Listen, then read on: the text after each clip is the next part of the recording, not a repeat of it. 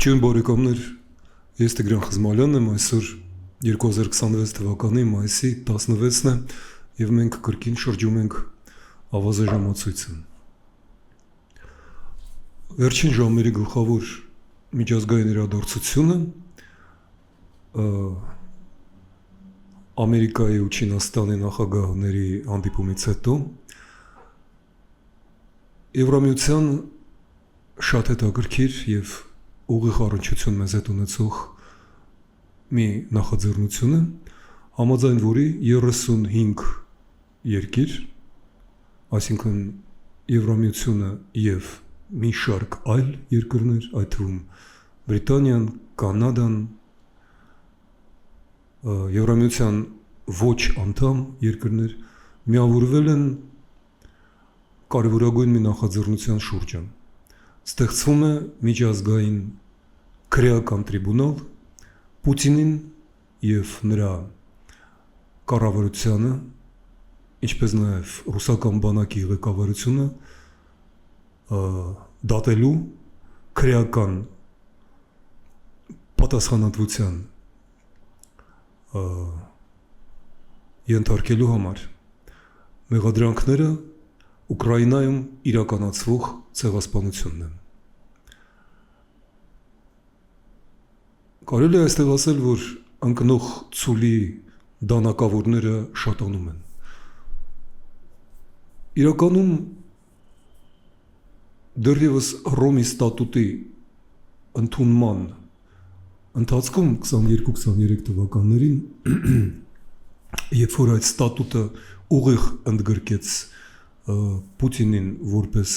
միջազգային հանցագործ, ճիշտ է այնտեղ մեղադրանքը ավելի նեղ էր ձևակերպված ուկրաինական երեխաների առևանգման, շուրջ 20,000 ուկրաինացի երեխայի առևանգման և ապօրինի որդեգրման մեղադրանքներ։ Հիմա մեղադրանքները շատացել են և շատացել են շնորհիվ ուկրաինական կառավարության, քաղաքացիական հասարակության ջանքերի, որոնք տարիներ շարունակ փաստահավաք են կազմակերպել, կուտակելով առանձին քաղաքացիների անհատական, ինչպես նաև պետական մեղադրանքները, բողոքները, հայցերը, և այդ ամենը կազմելու է Նյուրնբերգից հետո և Հագայի տրիբունալից հետո թվով երրորդ միջազգային նման տրիբունալ և դատվում է Ռուսաստանը որպես քաղաքական կառույց, ոչ միայն Պուտինը անձամբ, այլ ողջ պուտինյան Ռուսաստանը։ Հայաստանի համար այստեղից բխում է երկու կարևոր եզրակացություն, եթե իհարկե այդ եզրակացություններ անող Հայաստանում լինի։ Առաջինն է այն, որ Հայաստանը շարունակում է ֆորմալ կերպով և ոչ ֆորմալ, պաշտոնապես հայտարարել, որ մնում է Ռուսաստանի դաշնակիցը, գործընկերը և դուրս չի գալիս ռուսական այն մի շարք միջազգային, բայց ռուսականակենտրոն, կրեմլակենտրոն, Պուտինի կողմից ստեղծված կազմակերպություններից, ինչպիսին են ԵԱՏՄ-ն, Եվրասիական տնտեսական միությունը, նախկին Մաքսային միությունը և ՀԱՊԿ-ը, այդ նույն ԵԱՏՄ-ի ռազմական դաշինքը, որից կրկնում եմ Հայաստանը դուրս չի եկել, թեև սառեցրել է իր մասնակցությունը, սակայն վերջերս Փաշինյանը հայտարարեց, որ շարունակելու է Ռուսաստանի հետ ռազմատեխնիկական համագործակցությունը։ Այս ամենը սովորական է հնչում, անսովոր է ուրիշ մի բան, անսովոր է այն, որ միջազգային հանրությունը և հենց Եվրամիությունը, որի անդամակցությունը կարծես թե մտել է Հայաստանի պետական օրակարգի մեջ, այդ նույն Եվրամիությունը ու մի շարք այլ պետություններ ազդեցիկ, հզոր, միջուկային երկրներ հայտարարում են Պուտինյան Ռուսաստանը միջազգային հանցագործ, հետևաբար բոլոր երկրները, որոնք շարունակում են համագործակցել Ռուսաստանի հետ, Պուտինի ռեժիմի հետ, դառնում են Պուտինի հանցակիցը։ Հիշեցնեմ, որ նման պայմաններում 1945 թվականի փետրվարի վերջին Կեմալական Թուրքիան Ինոնյու նախագահի ղեկավարության ներքո պատերազմ հայտարարեց Գերմանիային, որի հետ ողջ երկրորդ համաշխարհային պատերազմի ընթացքում պահպանում էր, եթե ոչ դաշնակցային, ապա համենայն դեպս տնտեսական եւ քաղաքական շատ սերտ հարաբերություններ։ Շարունակում էր աջակցել Հիտլերյան Գերմանիային եւ այդ դեպքում կարելի է իհարկե ասել հենց ընկնող եզի եւ դանակավորների մասին։ Թուրքիան հերթական դաս տվեց, թե ինչպես է առաջնորդվում պետական գերագույն շահերով, որն է Հայաստանի պետական գերագույն շահն այսօր։ Արդյոք օր առաջ, ժամ առաջ Ռուսաստանից հեռանալը, ԵԱՏՄ-ից հրաժարվելը, հապկից դուրս գալը, արդյոք դա չէ Հայաստանի գերագույն, ռազմավարական, պետական շահը։ Մի բան, որը մեր ստեղծված Հայաստանի եվրոպական կուսակցություն իր ստեղծման պահից եւ անգամ դրանից առաջ, երբ մենք դեռ չէինք էլ գրանցվել 2016 թվականից առաջ, պնդում էինք զգուշացնելով, որ 16 թվականի քարորիա պատերազմը ընդամենը նախերգանք է եւ զգուշացնելով, որ այդ պատերազմը շուտով կընդունի լայնածավալ չափ եւ այդ փորձից հետո սպառնալու է Հայաստանի բուն պետականությանը, բուն գոյությանը։ Ոչ 16, ոչ 18, ոչ 19 թվականին մեր հորդորները չէին լսում։ Բայց ես եվրոպական կուսակցության հեռատեսության մասին չէ, որ այսօր ասում եմ։ Դա ակնհայտ էր ոչ միայն մեզ, բազմաթիվ զգայուն, խելացի, խիղճ ունեցող, քաղաքական գիտակցություն, քաղաքացիական գիտակցություն ունեցող մարդիկ ասում էին նույնը, որ Պուտինյան ռեժիմի բռնապետության մեր գաղութարարի հետ որևէ հարաբերությունները վարկաբեկում են հայ ժողովրդին։ 2020 թվականից ժողովրդի ճնշող մեծամասնությունը շոկային թերապիա անցավ եւ գիտակցեց այն, ինչի մասին մենք խոսում ենք, ինչի մասին խոսում են մեր հայրերը, Ռաֆից, Լեոից սկսած, Նժդեհը, Պատկանյանը, Քաջազնունին, Առաջին հանրապետության գործիչները։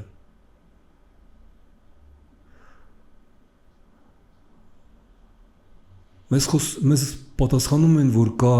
ռեալ պոլիտիկ, որը մենք չենք հասկանում։ Ռեալ պոլիտիկը բերեց 20 թվականի պարտությանը եւ 23 թվականի Արցախի հայաթափմանը։ Դա է ձեր ռեալ պոլիտիկը, անհարգելի տիկնայք եւ պարոնայք եւ տիկնայք, ավելի ճիշտ։ Երկրորդ հանգամանքն է այն, որ մի կողմ թողած շատերի համար ավանդական դարձած ռուսամոլությունը, որը ես դառը հեգնանքով անվանում եմ ռուսուլմանություն, հպարտանալու բան չէ, բայց կարծեմ այս խոսքն արդեն նույնպես մտավ մեր բառապաշարի, քաղաքական բառապաշարի մեջ։ Մի հեղինակ անգամ անվանեց այդպես իր գիրքը, չտամ հիմա նրա անունը, նա մահացել է, բայց Ռուսուլմանի օրագիր գրքում նա ուղիղ հասցեագրում է այդ վերնագիրը ինձ, ով ես, այսինքն շրջանառության մեջ եմ դրել ռուսուլմանության, որպես մեր երկրորդ պետական կրոնը, ցավոք սրտի, այդ գաղափարը։ Սակայն ով կսպասեր, որ կգա մի պահ, երբ հայկական քաղաքական դասը, ամենայն դեպս դրա իշխող մասը, շրջանառության մեջ կդնի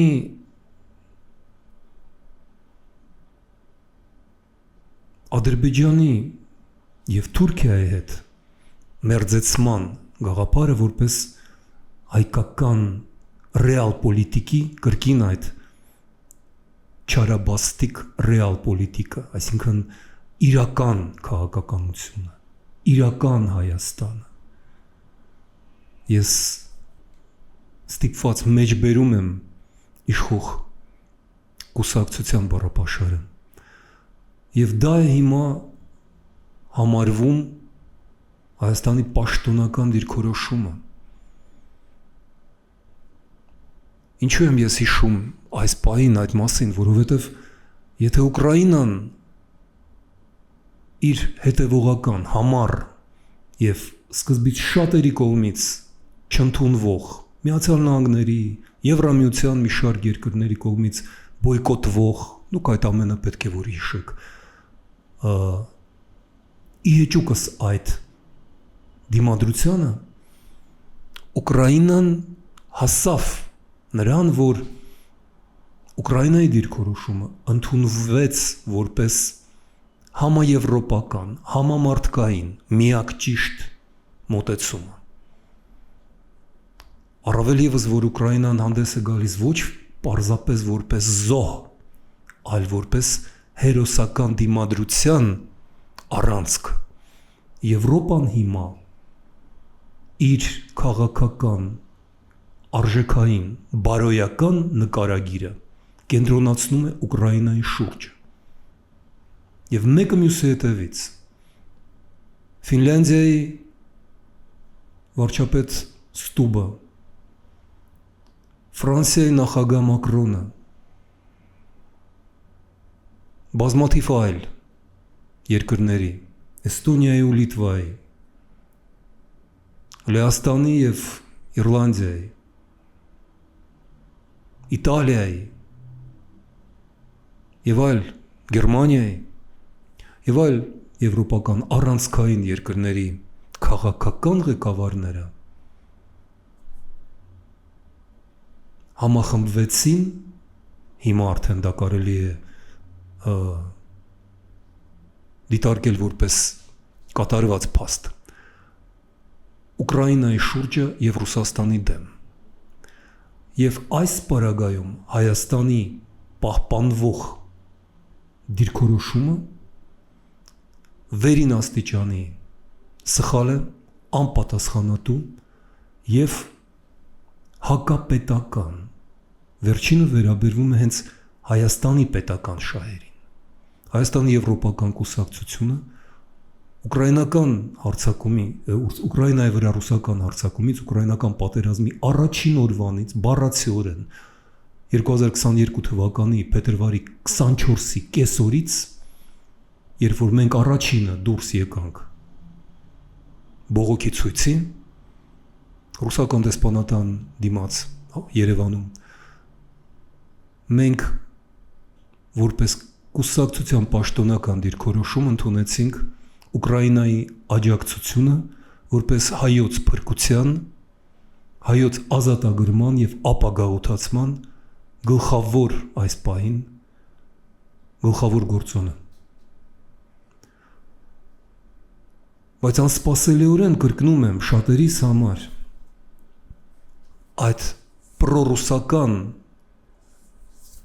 ավանդույթին գումարվեց հիմա պրոադրբեջանական, այլ կերպ դժվար է դա անվանել, պրոթուրքական դիրքորոշում, որը ընդունել է իշխող կուսակցությունը եւ ստեղծվել է զավեշտալի իրավիճակ, երբ Հայաստանի երկու ծավալով ամենախոշոր այս պահին քաղաքական ուժերը պրոռուսական ընդդիմությունը միանշանակ աջակցում է միջազգային հանցագործ Պուտինին, բազմագլուխ ընդդիմությունը, որտեղ մտնում են ընտրություններին մասնակցող կուսակցությունների գրեթե կեսը, եթե ոչ ավելին։ Երկրորդ խումբը իշխանական եւ պրոիշխանական դուրս չգալով պաշտոնապես ռուսական օրակարգից դրան ավելացնում է Ալիևի եւ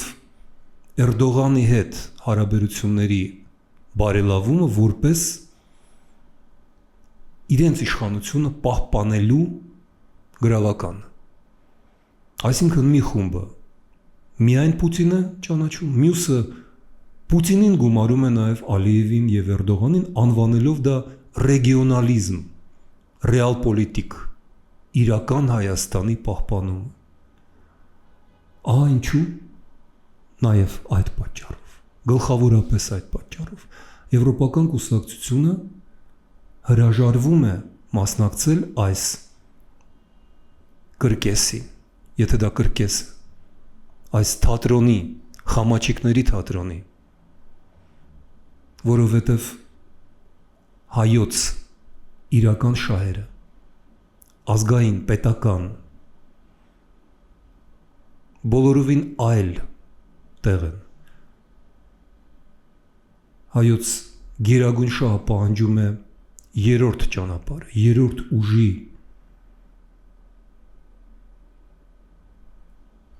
հաղթանակը։ Եվ դա անխուսափելի է։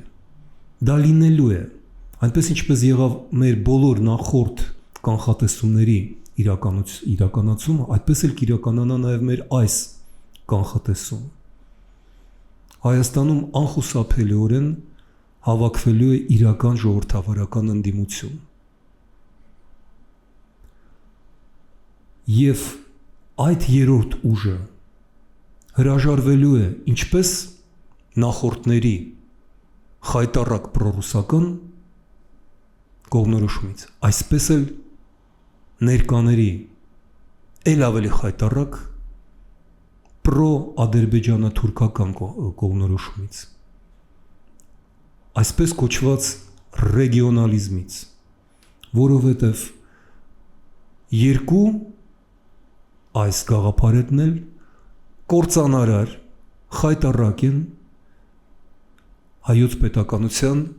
հայոց ինքնության, ազգային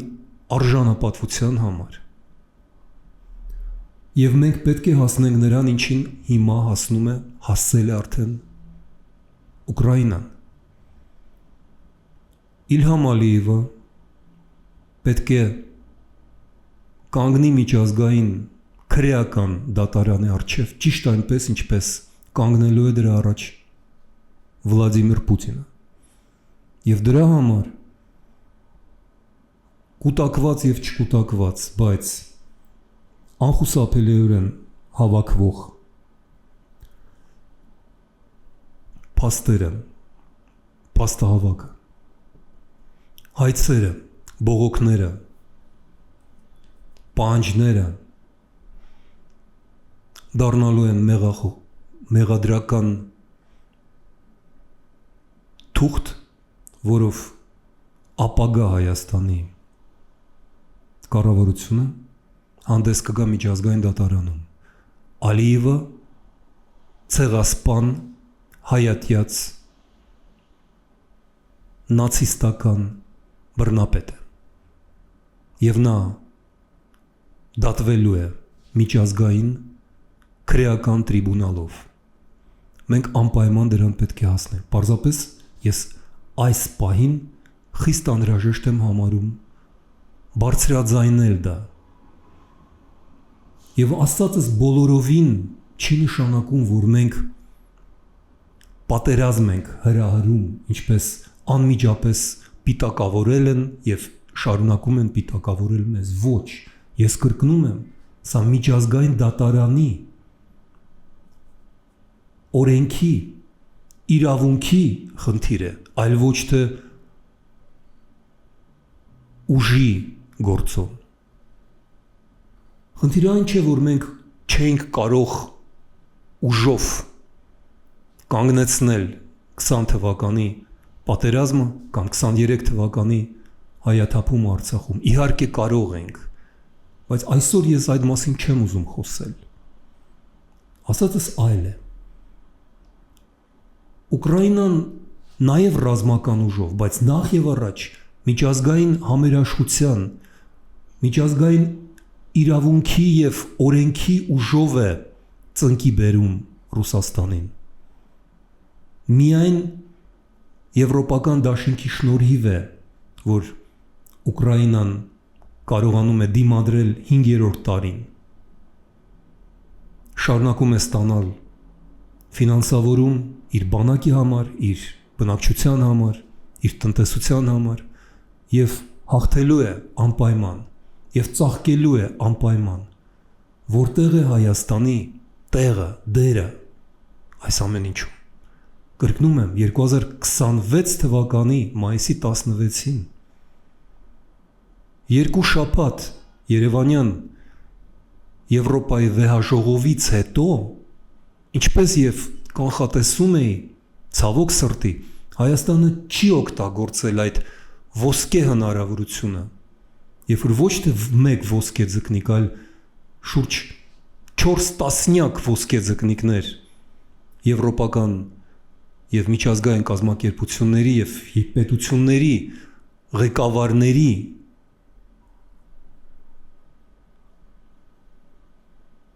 հանձինս նրանց եկել են Երևան եւ Երևանը հերթական անգամ Փաշինյանը բաց թողեց ոչ թե ձկնիկին ծով, այլ Հայաստանը եվրոպական հզոր զարգացած երկիր դարձնելու հնարավորությունը։ Ու ես կրկին անդրադառնում եմ հիմա դրա պատճառներին։ Պատճառները այդքան էլ դժվար չէ հասկանալ, պարզապես դժվար է դրան հավատալ։ Բայց մենք ստիպված ենք ասել դա, որովհետև ուրիշները այդ մասին լռում են։ Իշխող կուսակցությունը շարունակում է նախկինների նույն քաղաքական գիծը։ Իրենց կուսակցական, անձնական իշխանությունը վերդասելով ազգի ու պետության գերագույն շահից։ Ահա ինչու Հայաստանը մնում է խոցելի, ժողովուրդը մնում է անորոշության եւ սարսափի մեջ, որովհետեւ այս պայմաններում մանիպուլացնել, խաբել, շահագործել ժողովրդին շատ ավելի հեշտ է, քան ազատ, անվտանգ, ապահով ազգին։ Ահա ինչու իշխող օլիգարխիան, իսկ Հայաստանում շարունակում է իշխել օլիգարխիան, որտեղ նույն ձեզ տասնամյակներով հայտնի ազգանուններին ու անուններին միացել են 1, 2, 3 արդեն հայտնի կամ դեռևս չհայտնված, բայց շուտով մենք դրանց մասին էլ կլսենք, մի քանի այլ անուն ազգանուն եւ բացարձակապես չի փոխվել այդ իշխանության բնույթը։ Դա կլանային, օլիգարխիական, այսինքն մի փոքր խմբի տնտեսական շահերը պաշտպանող եւ նրանց համար քաղաքականություն վարող քաղաքական իշխանությունն է, որովհետև նրանց պետք չէ եվրոպական Հայաստանը, որովհետև եվրոպական Հայաստանը դա ոչ թե արտոնությունների, գործարքների, գաղտնի համաձայնությունների, այլ օրենքի, միջազգային իրավունքի, թափանցիկ տնտեսության, հաշվետվության կառույց է։ Մի բան, որից եւ նախկին եւ ներկա իշխանությունները խուսափում են ցանկացած գնով։ Իսկ այդ ցանկացած գինը դա հարգելի համակարգացիներ մեր կյանքի գինն է, մեր անորոշությունը, վաղվա օրվա մեջ այդպես էլ ձեռք չբերված վստահությունը։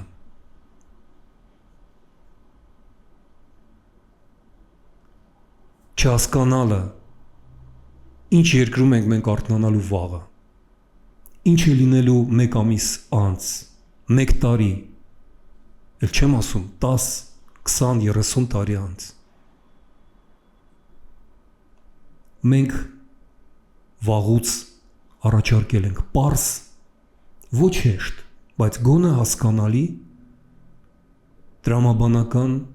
միջազգային դեմոկրատական հասարակության կողմից ընդունված եւ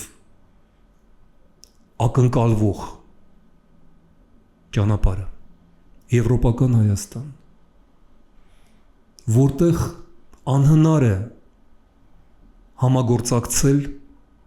բռնապետների, դահիճների հետ, ահաբեկիչների, ցեղասպանների հետ խաղաղություն անհնար է, չհավատակ դրան, չհավատակ, եթե ձեզ համոզում են, որ մենք ձեզ բերում ենք խաղաղություն, հնարավոր չէ ժողովրդավարության համար խաղաղ ապրել, մեզ ոչնչացնել նպատակ ունեցող բռնապետության հետ, եթե մենք չունենք մեր թիկունքում եվրոպական միության պես ռազմաքաղաքական դաշինք։ Այդ դրանից են մեզ հետ պահում նախկին եւ ներկա իշխանությունները։ Հայաստանը կարող էր արգելել Եվրոպային առևտուր վարել Ադրբեջանի հետ։ Շատ հեշտ։ Դուք տեսել եք, որ Սլովակիան եւ Հունգարիան տարիներով արգելում էին ընդհանրապես անբարոյական իրենց դիրքորոշմամբ սկզբից Շվեդիայի եւ Ֆինլանդիայի միացումը ՆԱՏՕ-ին, դա Թուրքիան եւ Հունգարիան էին անում։ Հետո Հունգարիան եւ Սլովակիան ամիսներով հետաձգում էին ֆինանսավորումը Ուկրաինայի, մինչև վերջերս Ուկրաինայի մերձեցումը Եվրամիությանը, այդ ամենը փլուզվեց։ Բայց ինչպես ենք մենք թույլ տալիս մեր իշխանավորներին լռել հայոց արմատական շահերի մասին, չպահանջել պատիժ մեր դահիճների համար, հանուն ինչի, հանուն նրանց վերընտրվելու, ուրիշ ոչ մի պատճառ այստեղ չկա, որովհետև եթե Հայաստանը մերձենա ոչ թե ռեգիոնալ, այսինքն բռնապետ դահիճների ակումբի հետ, այլ Եվրամիության հետ, ապա Եվրամիության վերաբերմունքը այդ դահիճներին միանշանակ է։ Ես կրկին հիշեցնեմ ձեզ Եվրախորհրդարանի ղեկավար Ռոբերտա Մեցոլայի կոշտ պատասխանը նույն Ալիևին հենց Երևանից, որը տապալեց Ալիևի բոլոր պահանջները եւ մեղադրանքները Եվրախորհրդարանի հասցեին։ Իսկ Եվրախորհրդարանի պահանջները մեզ բոլորիս հայտնի են Արցախահայության վերադարձի իրավունքը, միջազգային պաշտպանության ներքո հայ գերիների, ռազմագերիների ազատումը, Հայաստանի տարածքից ադրբեջանական զորքերի հետ քաշումը, հայերի բողոքների պահանջների միջազգային դատարանում քննարկումը, այդ ամենը մերժում է Ալիևը, բայց այդ ամենը մերժում է նաև պաշտոնական Երևանը, Փաշինյանը եւ նրա իշխող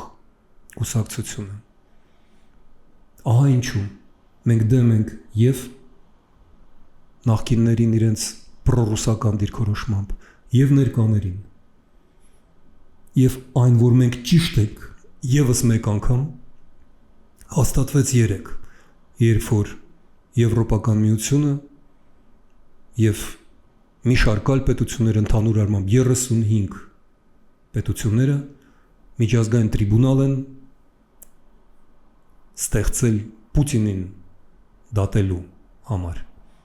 Մենք անպայման պետք է հասնենք եւ մենք կհասնենք նրան, որ նման տրիբունալ ստեղծվի նաեւ Ալիևի համար։ Այսօր այսքանը, բաժանորդագրվեք, քննարկեք, վերլուծեք, հարցրեք, մենք կհանդիպենք։ Ստեսություն։